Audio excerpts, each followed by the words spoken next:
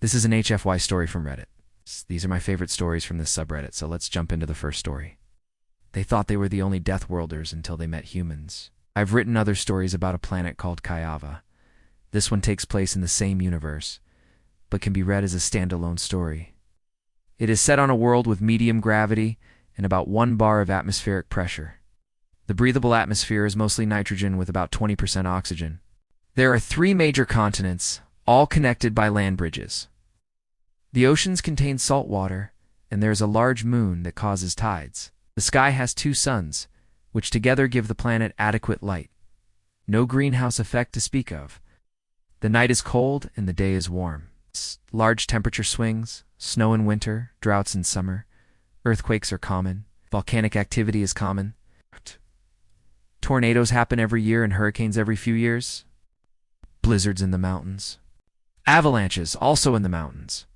Wild animals attack humans. Humans kill wild animals for food and sport. Humans live in constant fear of annihilation from both natural and artificial sources.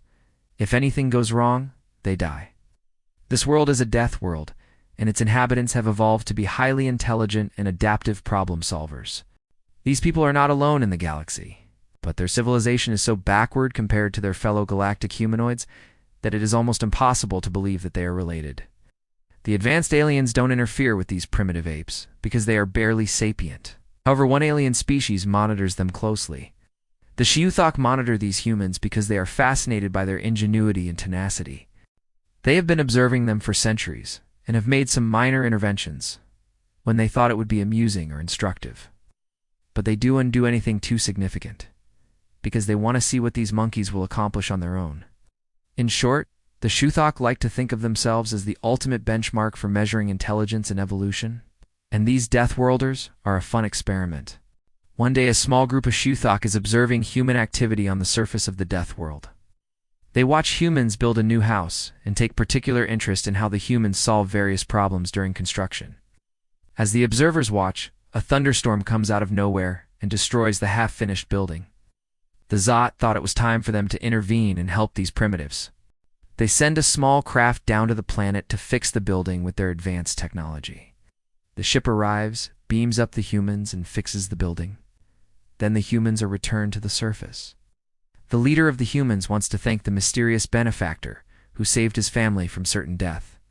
But the others want nothing to do with whatever magic this being has used. They have seen how destructive the Sky People can be and want no part of whatever magic they use. The Shiuthok were somewhat disappointed at this turn of events. They had hoped to make contact and perhaps learn something new from the humans, but decided to wait another century and try it again. Time passed and the humans spread across the face of the planet. Now there are billions of them and they have mastered many technologies, but none of it is anything the Shiuthok haven't seen before. They have built flying machines, but the Shiuthok have had anti-gravity technology for thousands of years.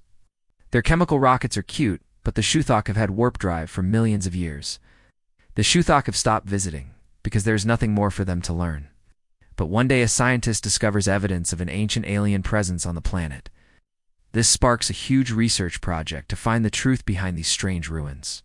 A small team is sent into the field to excavate the site and discover long-forgotten technology left behind by the Shiuthok. Soon a message is sent out to the rest of the human race. We are not alone in the universe. The first reaction of most people is disbelief. Most people never believed in aliens anyway, and this is just more of the same. A smaller number are excited and want to know more.